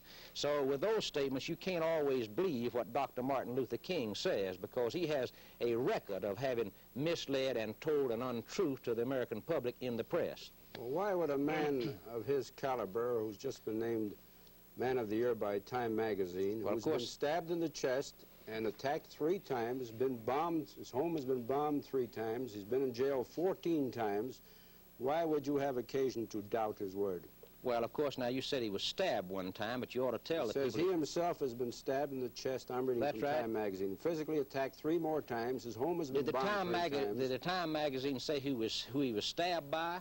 No, he was stabbed by a Negro woman in the state of New York. But the indication and innuendo in that magazine of yours, the Time magazine, is that he was stabbed by a white person. He was stabbed by a Negro. Dr. Martin Luther King has never been injured in Alabama and the South in any manner. He comes and goes. He came to prominence in a church on the main street of the city of Montgomery, Alabama. He comes and goes without fear of violence, and he has never been seriously hurt anywhere in the South. Now, of course, you say a man of his caliber, Dr. King. The Time magazine says he's a man of the year, but after all, the Time magazine, in my judgment, is made for folks who can't think anyway. Well, then you don't think that Dr. Martin Luther King Jr. is a man of renown and dedication? I don't think that he's nearly as dedicated as he pretends to be. He has advocated some theory that is very dangerous in this country. What theory is that? He says that you have a right to disobey an unjust law. He says that when any law contravenes, goes against the high moral law, then you have a right to disobey it. In other words, he says that any law that I say is unjust, I can disobey. Well, if that fear is in existence, we'll have anarchy in this country. Well, you were disobeying the law set down by the federal government when you blocked the door there in Alabama. I've never disobeyed a law. Wasn't that against the mandated Supreme Court? No, sir. Well, what were you doing? All right, let me explain it to you. I've never defied nor disobeyed any law. Dr. Martin Luther King violates a trespass law in order to test it in the courts. I, as the governor of Alabama, said I will stand here and refuse to allow the admittance of this Negro in order that I might be cited for contempt, in order that we might then try the basic issue, does the governor of Alabama have the right to run the school system of Alabama, or does the Justice Department and the federal courts? When I stood there, they did not try me in court and sentence me if I had violated the law. They brought troops in with bayonets and pushed me aside. I did not defy the law. I only was going to raise the legal question to have it adjudicated in the courts of this land, which I, as the governor of Alabama, had a perfect right to do. Well, don't you think also, as governor of Alabama, in which you are a governor and a private citizen, have the right to obey the laws of this land? And if the Supreme Court so rules, it's a national law, and it's incumbent upon every citizen in this country to obey it? There's not any national law that we are disobeying. What is it? I mean the Supreme Court ruling on integration. That's not a national law. That's a law of that particular case. The only time you get a law of the land is when the Congress passes a law. Well, then, how applicable is that law? Is it applicable only in one case? Only in the case in which it's applied at that moment. Now, you can come in later, and I can file a suit in court to order my admission to this school. The court can order you admitted, but that only applies to the... That's true, Governor. Why didn't you oppose the admission of the student by the name of Franklin at Auburn? I opposed his admission. But you didn't go there to school No, this time. because... Why didn't you? I'll tell you why. Because, of course, I knew that the University of Alabama, that they would bring troops and force their way into the university, and I wanted to dramatically portray to the American people that when this group in Washington who want to destroy local government in Colorado and in Denver and take away the rights of the people of this state and my state, whenever to have their way, without going into the courts and trying the issues they should have, they'll bring troops upon you and force their way with troops. And whenever this government can, at its whim, in violation of the laws of this land and the Constitution of the United States, bring troops into Alabama, they can do it in Colorado, they can do it in New York. And I wanted to dramatize to the American people the danger that we are today arriving at the possibility of military dictatorship in this country for political reasons. Governor, you have made the statement. If you haven't, why deny it? I'm just quoting from text of different articles in the press. You have vowed segregation forever. How do you plan to maintain segregation forever in the public schools of Alabama? Well, of course, segregation forever is maintained in Colorado, in New York. You don't have any integration much anywhere. The law of nature, people, Negro and white, socially and educationally, will always segregate. Of course, I didn't vow that I would always have no integration. I said that I am for segregation forever, and I am for it forever, and I believe it's in the interest of Negro and white forever. But I'll say this, that you don't have much integration in any state in the Union. You don't have much in Colorado. And you'll never have much because the law of nature will handle that. But I am for segregation forever because I think it's good for Negro and good for white. We have more Negro businessmen and millionaires and college presidents and insurance company presidents and hotel ownership and business ownership in Alabama among Negro people than they have in New York, Illinois, or Philadelphia. There's no such thing as a Negro college president in New York State, but a man can aspire to a college presidency in Alabama because we have many Negro college presidents. A segregated society actually has many advantages to the Negro citizens of our state. Well, if you think it's so wonderful for the Negro, why doesn't the Negro go along with you on this matter of segregation? Well, I tell you what, you will be surprised at the fact that many Negroes do go along with it. The school teachers of Alabama and otherwise, they don't want to see integrated schools because they may lose their jobs. And I tell you what, in Birmingham... They may lose their jobs, but the country, the United States, which consists of 49 states, is greater than what the teachers of Alabama want. Well, 0.5% of the Negro people were involved in the demonstrations in Birmingham, and the overwhelming majority of Negro people of Alabama in themselves are beginning, in my judgment, to become tired of this constant agitation by people with pro-communist membership. That's right. I wish we could get into that. I would prove that to you. Well, it would be all right with me if we had the time, but we only have a half hour. What about the Constitution, which guarantees life, liberty, and the pursuit of happiness? Doesn't it apply to every American, whether his skin be white, black, or yellow? Absolutely, and I believe that every man in this country, Negro and white, is entitled to life, liberty, and the pursuit of happiness. But in your case, with certain restrictions? No, sir, not with any more restrictions than anyone else. I think that when the majority of the people of Alabama, and the majority, like a certain type of school system, that when you force a school system not to their liking, you're taking away their civil rights. After all, we people have some civil rights, too. Governor, we're getting a signal from the engineer. I'm sorry our time is up. We want to thank you for appearing here for this interview. Max, thank you very much for having me. We'll be back right after this message.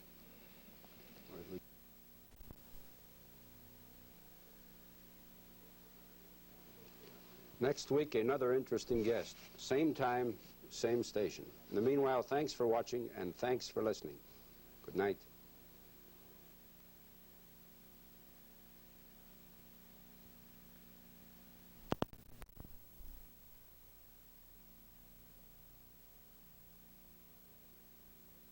Good evening, ladies and gentlemen. Tonight it is our pleasure to interview one of the most popular comedians in America today, Mr. Buddy Hackett, the man who has the faculty of imparting endless laughter in a troubled world. Yes. Buddy, as any televiewer knows, is a television star, a riot on the motion picture screen, and even funnier on the nightclub circuit. And I'm pretty funny around the house, too. Buddy Hackett is in Denver to introduce his newest 20th Century Fox motion picture. My only 20th Century Fox picture. Only 20th Century Fox. I made a picture 3 years ago for United Artists, and I made one 7 years ago for Universal International. This is the only one I ever made for 20th Century Fox. In other words, you give every company a break. No, I don't give them a break. I give them their lumps. Every one of them gets their lumps. They all get their lumps. Okay. 20th gets their lumps now. Boom! Lumperini away, Max. And I want to say something about the Tenneco Company, the new trade name for Tenneco? Dave Products, which has taken over the entire theater tonight. No kidding. Even though we won't be on till tomorrow night. What's Tenneco? I don't know myself. Oh, it's an oil company. Used to be known as the Bay Company. Right. And then they merged with a submarine and became the Tenneco because they adapted tentacles from an octopus that they met therein with rubber suction cups on their nose. We're also indebted to Mr. Peter Bays, to Mr. Barry Laurie, and to Mr. and Mrs. Philip Fox for helping arrange Buddy's appearance on this show. Starting Sunday, April 23rd, All Hands on Deck will be shown to the public at the Denver Theater. You can see we're warmed up here and we haven't even started. Warmed up. Did you know the original name of the picture was Warm Bodies?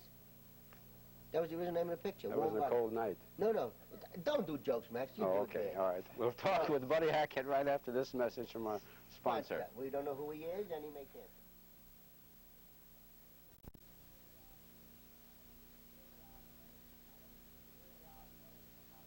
Here we are, folks, at the Coliseum in Los Angeles, ready for the big ball game between Buster Keaton and Sam Durante. Who's that, Buddy? Seymour Eisenberg. He's the monitor from the 8B3. Okay.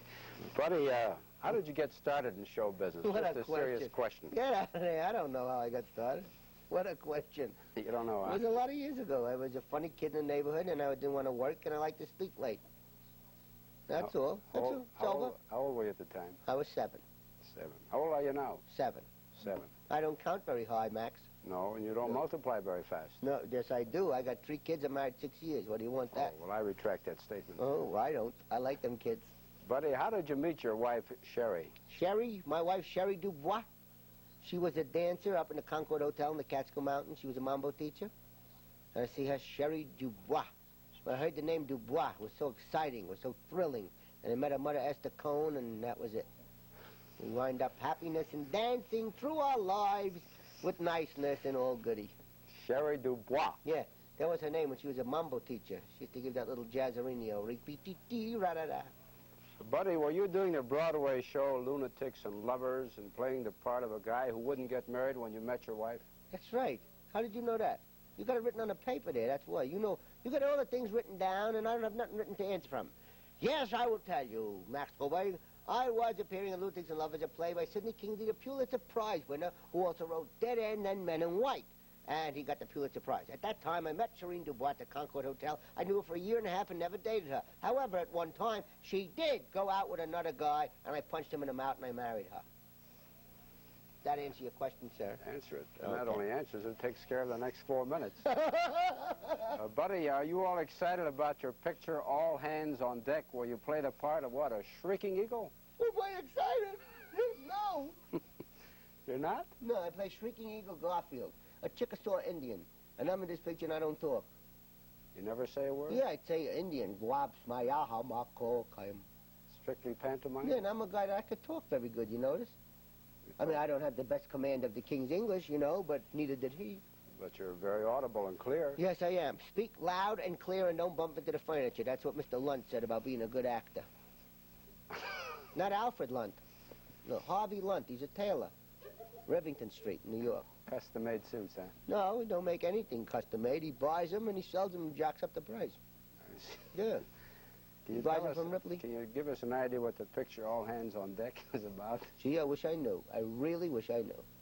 You played your part blindfolded? No, but I don't read the script, you know, because then when I go to see the picture, it spoils it for me. I'm going to go tonight. I play the part of a Chickasaw Indian who has a turkey. I bring a turkey on the ship, see? And the captain don't want the turkey on the ship, and I keep hiding it. And Pat Boone, who's in love with a girl, he brings her on the ship. And the girl is locked on the ship, and the turkey's on the ship. And the only way I can get the turkey not to be a lot of trouble is to find a mate. And where are you going to find a mate? We're up in Alaska. I get a pelican. I mate the turkey with a pelican, and it has an egg. And I'm hatching the egg, and then the guy comes in for an inspection, and we set the ship on fire, and we lose a girl. And then we try to find the extra guy, and we can't. So when we get back, he says, you can't marry the girl unless the turkey stops giving us. At which time, because I am a very wealthy Chickasaw Indian and have all this kind of loot in the picture, that ha, ha, ha, and then my parents and my family pay so much in taxes that if I tell you any more, you wouldn't have to see the picture. So then, what happens then? Oh, yeah. So they won't throw me out of the Navy, you know, because I don't do nothing. But they can't throw me out of the Navy because of all this money. So they keep me in, and they leave the turkey, and he becomes a mascot. And at the end, Pat Boone sings a song, and everyone's happy.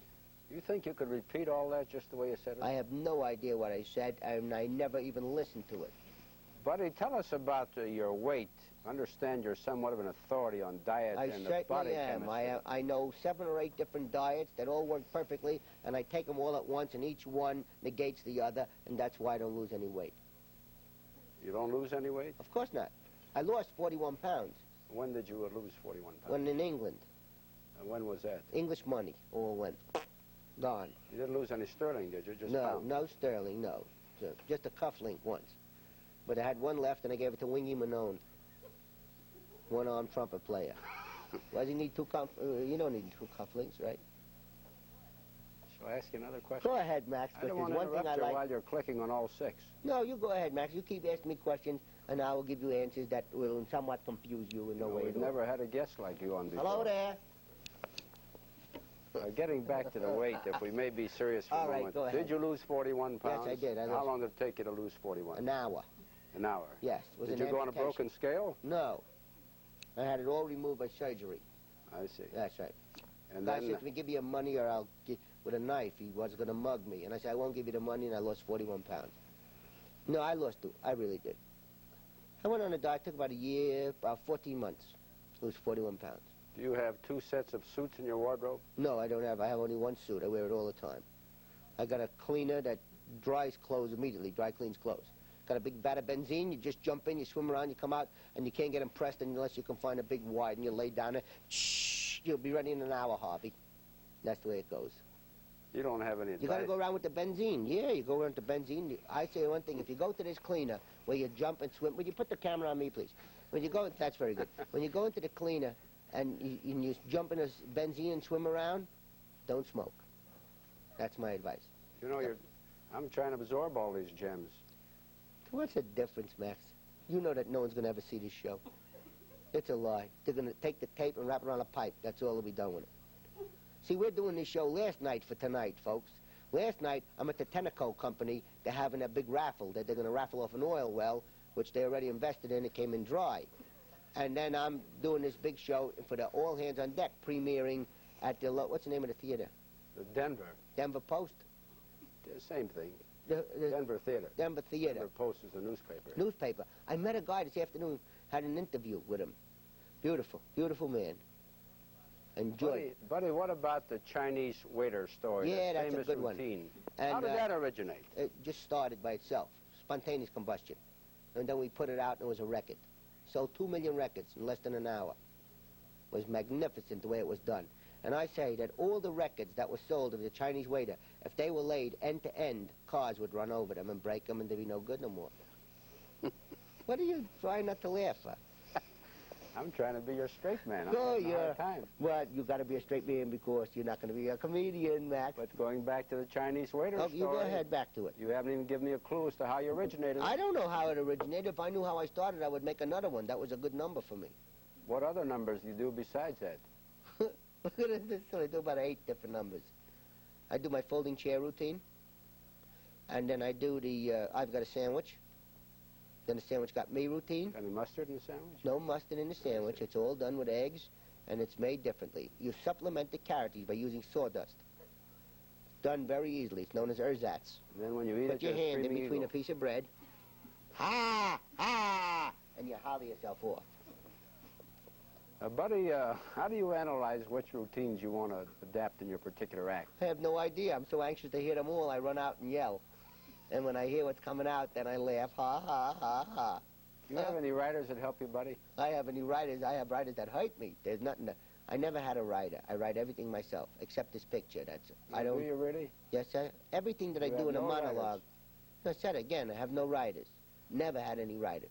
I was in Broadway plays that were written by writers. And I was in television shows, you know, that were written by writers, except for the spot where I do a monologue, I write myself. See? And then in rehearsal, they say to me, you can't do that. That's terrible. I said, why? Well, nobody laughed. I said, well, you guys didn't laugh. The public will laugh. Then I go on and do it, and they said, that was terrific. I knew it was going to be great. You know, because they don't know. I don't know either. But I believe that it's funny when I'm saying it. So it comes, she dropped her crutch. That's Debbie, champion skier. Debbie Fox. Dropped her. She's got one of the metal crutches. Where were they made, Deb? Canada. Canadian crutch she's got. Because they had a few left over this year. Not too many people broke their foots. Buddy, is it true that you and Mickey Rooney are planning to team up in comedy? What do you mean? We just finished a great picture, Mickey and I. Called Everything's Ducky. Released through Columbia. Is that the start of a series where you two are going to make a number of pictures? We got 4 more to do together. Next one is called No Place Like Rome. I'm in love with it. We play 2 used chariot dealers in Rome. And you know who I got in there? Mort Saul's going to be in the thing. You don't know yet. Maybe you'll hear now. Mort, don't hold out for money because I'll kill you. And he plays I'm going to have him play, you know, like the... You ride the chariot yourself? No, will you just listen to me before you get a slap, Max? He plays a radical student, you know. The way Mort comes out with a newspaper and he reads all the time. He comes out with a newspaper on stone, you know, a stone tablet, and he's got a laurel wreath on his head and a long toga and a sweater. I can't wait. I got Don Knotts as a gladiator. You know Don Knotts, the guy used to be on Steve Allen, now he's on, what's that show that Danny Thomas put out? Andy Griffith show. He plays the guy in Andy Griffith. He's the guy who shakes a lot. Little skinny Don Knotts would be a gladiator. You know, I got him fighting in the picture, a lobster. And then he gets scared and he runs away and they all go thumbs up, you know, the crowd like that. Used to mean life, but next thing you see him hanging from a thumb. You want to sit like this? I'll write the rest of the picture. Shall I say anything now, or do you want to carry on? Talk, Max.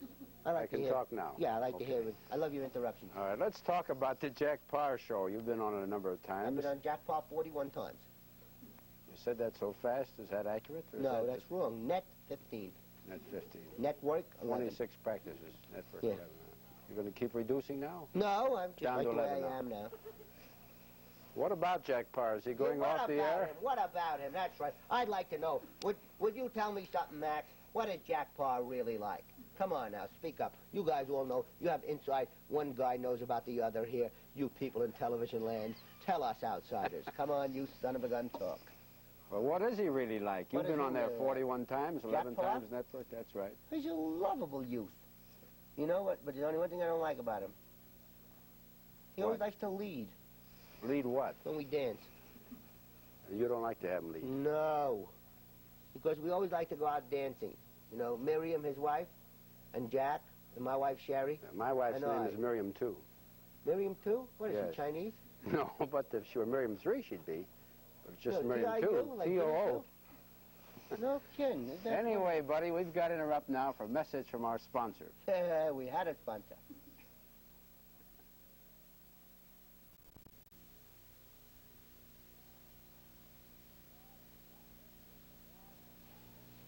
We're back on the air, buddy. Yes, we're back on the air, Max. You want to give a filibuster for 5 minutes? Rawhide letter. Do I want to give a filibuster? Yeah, for 5 I minutes. like to give a Phil Forster. You know Phil Forster? I do. I know his brother Joe. No, you don't know. There's no Joe. Phil's brother. Phil don't have a brother. He sure does. He does? Sure he does. You know which Phil Forster I'm talking about? There's so many Phil Fosters. No, sir. I'm Which talking one do you mean? The one and the only? comedian. Oh, the comedian. You know, we have a gang back in New Jersey. Phil Forster, Dick Shawn, Joey Bishop, and myself. We play golf together. We bought a little golf course once, because we don't like to play without the right equipment. And we have a lot of good times there together. And You Phil bought a Forster- golf course together? Yeah. What does Forster do? Does he make a hole-in-one? No, Forster, nobody makes a hole-in-one. That's hard. Did you ever play golf? Did I ever play golf? I No, came yes, close right. to hole-in-ones, Yeah, you missed it by 4 strokes. Don't do no old jokes here, will you? It's embarrassing. but it's still a joke. Yeah, it's a joke, but you have such delivery. Be a that joke we if I never made one. doubt. Do you really have your own golf course, Yeah, we you do. four? Yeah. Do you play often? Well, we don't own the whole thing by ourselves. We own, let's see, between us, we own about a 15th between us. 15. Yeah, but that's still pretty Is good. that a for golf. 15th of 18 holes or 9 holes? No, but it's an 18-hole golf course with a cabana club and a pool and a highway going through, and it's getting canceled, and they bought it, and we can't play there no more. And it's You all- give me a serious answer if I ask you a question. Yes, I will. What are you shooting golf? The Salk vaccine. That's a serious answer, all right. Well, how about a I'm- semi-serious answer? I have a 15 handicap, and also I have another handicap. Overweight, and I'm Jewish. And your opponent, he's not a handicap. Yeah, my opponent has a handicap. What's You- his handicap? I keep stealing his balls. That don't do him much What does good. Joey Bishop shoot? 79. What's his handicap? He's about a 11 11. And or 10. Forster? Forster's a 10. And the other comedian? Dick Shawn, he tells everybody he's a 6, so I'll say the same thing. But don't give him any shots, because I see him shoot 69, 68, 70, 71. Do you fellows actually get to finish a golf game, or do you spend your time out trying to ad-lib each other? Yeah. Thank I know you, it. buddy. I see you reading it off the paper. No, I was trying to say it. It was hard. No. Well, we don't ad-lib on the golf course. We like to play the game. We love it very much. Play for heavy stakes? Well, I never gambled in my life on anything. Never made a bet in my life of any kind. I played in Las Vegas many times. I've never yet made a bet. I wouldn't walk over the table and bet $3. They don't take a $2 bet anyway. 3 is an odd kind of bet. But I wouldn't do it. I'll tell you why. I hate to win. Why? I don't know. I just feel wrong about it. So if I don't want to win, I sure don't want to be in a position to lose, right? It's kind of a silly thing. Very good reasoning. Very So good I don't psychology. know. Don't gamble. Never gamble. Buddy, back to Jack Parr. You want to bet? Well, I don't bet over $3.50. Okay. Back to Jack Parr, buddy. Is Yeah. he really going off the air? I didn't hear anything about it. When is he going He on? always says that on the air he's going off. He hasn't Oh, said he it says lately. it. Yeah, well, I don't know what he's going to Is do. that part of an act then, or does he mean it? I don't know what he means. What does it mean? I say a lot of things. Could you hold me to any one thing I said today? I sure couldn't. So that's the same with Jack. Jack don't care about what he says. You know, if I was in Jack's position, I would say every day I'm going off the air. Because I know he's the hottest act in America. He's got the biggest show in America. He's the #1 viewed show in America. And if he keeps saying he's going off the air, then NBC got to give him whatever he wants.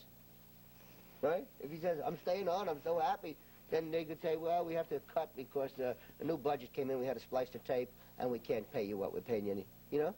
So I think it's very smart of him to say You they're think it's going off. strategy then, huh? I don't know what it is. I say it could be. I'm not being I'm a good hedger. I allege everything, same as you do, Mac.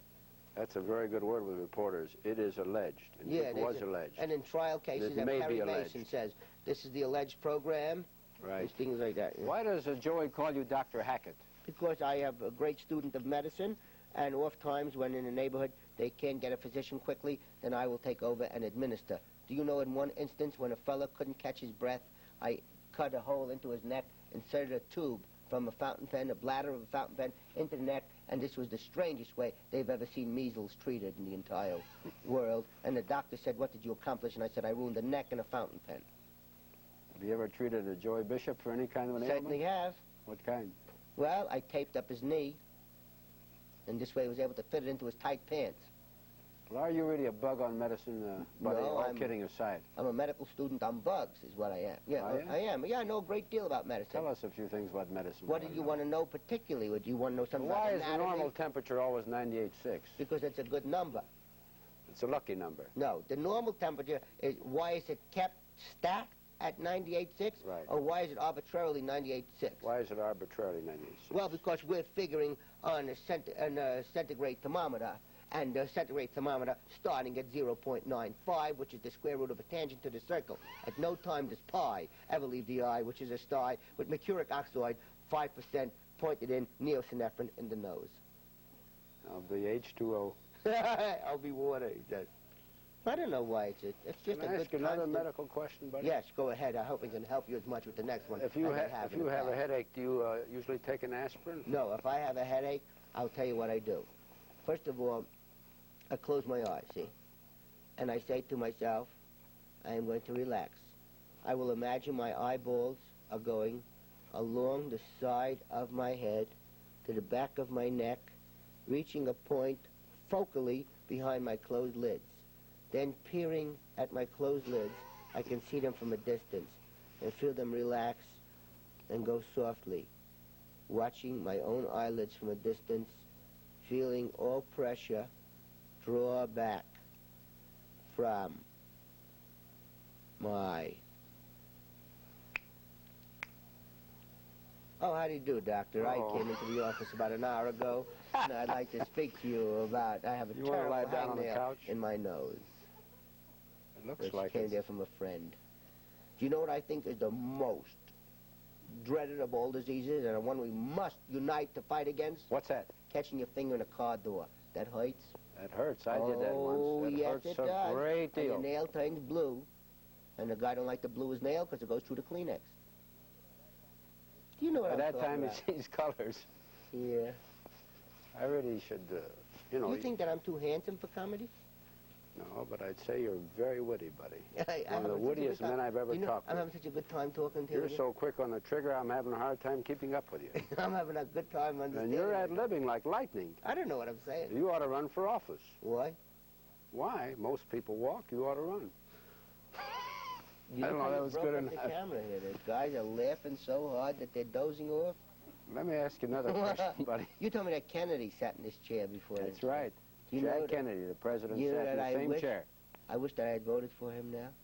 Didn't you vote for him? No, I didn't vote at all in the last election. Why? Well, I was traveling too much and left. I expected to be home where I could vote. But I left hurriedly and didn't have time to get an absentee ballot, and I was away and I couldn't vote during election day. I was in Hawaii. But he's really doing a great job. I'm very proud. Yes, he is. Oh, he's a bright man, and he's alert, and he's got strength, you know, intestinal fortitude, you know. Have you seen the president since he became president? No, I saw him in newsreels and stuff like that. I am not of the social show business clique that gets to be You're president. not on the inside, huh? No, I'm all so you glad need is a that letter. Pat Boone talks to me. All you need is a letter of introduction from Sinatra, and you'll get to see him. Well, I don't know Sinatra. I mean, I met him once or twice, but I'm not what you You would think say. he's out of reach? Who, Sinatra? Yeah. No, I think he's a very nice, basic But you guy. could get to see him. Yes, I could, but wouldn't that be terrible if I go to Sinatra and say, could you give me a letter to the president? You know, they can say to me, what do you want to see the president for, you know? I say, Just say to make him laugh, that's all. Yeah, so he said, why don't you make me laugh? I'm more important than the president. Well, you could start off by making him laugh and work your way up to Kennedy. Nah. I just kind of glad that he's the president, and I feel very confident that he's... Buddy, how about aspiring comics, those who want to be comedians? You have any advice to offer them? Yes. What? Number one, education. As much education as you can get, as you can absorb, that not only to aspiring comedians, but anyone who wants to go into show business. Education, get to meet people, and know the important thing of all is, before anyone can laugh at you, they got to like you. Got to like you. How will education help the person be liked? No, that's another thing. Education gives you a place from where to draw information so that your type of humor is not static. You have many fields to go into, a diversified thing to pick from. The other thing is, people got to like you. You got to be kind of a nice guy, if you can be, you know, if it's your nature to be that. Because if they can like you, they can laugh at you first. And another thing, when we are liked, and when we are funny, and when we are a little successful in this business, you didn't do it. Everybody did it. There's a little divine feeling in there, too. God has helped you. The people have helped you. Your friends have helped you. And don't say, I did it. It sounds terrible, and it's a lie. Buddy, who are some of the great comics outside of yourself in show business There is today? no other. Well, There's assume nobody you were imagining there was another comedian that There is deserved to be nobody mentioned. else. Whom would you mention? There is nobody else. There's only one. It's only me. I'm the entire comedy industry in the entire world. And I think that Gleason is my idol. Why? Jackie Gleason. I don't know. I guess I have identification with him because he's round and I'm round, you know. And I love Jack Benny. Of course, I have a dear friend named Jan Murray who kills me. Milton Berle, I guess, is one of the greatest technicians of all time. My dearest love that ever was W.C. Fields. I just could watch his old pictures and faint. Charlie Chaplin never moved me, never made me laugh. And people would now be indignant and say Chaplin was great. Although Joey Bishop once showed me a short of Chaplin doing something about shoulder arms, which was hilarious. But that was the only thing I ever laughed at, that he did. And Joey, of course, is one of my dear friends, so I guess I would love Joey even if he wasn't a great comedian, you know. And Foster. As far as the new comedians, like Bob Newhart, Shelley Berman, Mort Saul, I think they say a lot of funny things. I think they have pretty good delivery, nice timing. But I go more for the funny men, like Durante is a funny man, you know. Gleason is a funny man. He sat in that chair, too. Jimmy Durante. And Lou Costello, a funny man, you know. So, that's the guys I like, you know. Naturally, you agree with me, because I have this 100%. weapon here. I have to agree with you. Sure not. Besides, I agree with you anyway. Whip you. Buddy, we have 1 minute. You're such a marvelous ad-libber. What's your parting message in 60 seconds? My parting message in 60 seconds. Right, I'm clocking. Folks, there is nothing on earth, no power, nothing conceivable, nothing divine or governmental in any way, shape, or form. We have the Bill of Rights, the first 10, and the Constitution, the first 10 amendments, which say that there's no reason whatsoever why you should ever have to watch this show again. Good night. Thank you very much, buddy. Thank you, Mr. Goldberg. Truly wonderful. If I had you on, I'd double my audience, triple it, quadruple it. You know a good way to do it? Give away free sets. That's right. We may do that. No, you should be twins so I could have your partner on every other week. I will be twins. Well, thanks very much, Pat, Buddy Pat, Hackett, what for a taking the time from your busy schedule to grant us this interview. We want to wish you the best of luck in your All career. hands on deck, don't forget. And all hands on deck. It's a funny On picture. television, Funny nightclubs, with Pat Boone routine, and Barbara Eden. Chinese waiter. Boy, mummy. And thanks very much, and we'll be right back after this message from our sponsor, and we still haven't, Buddy.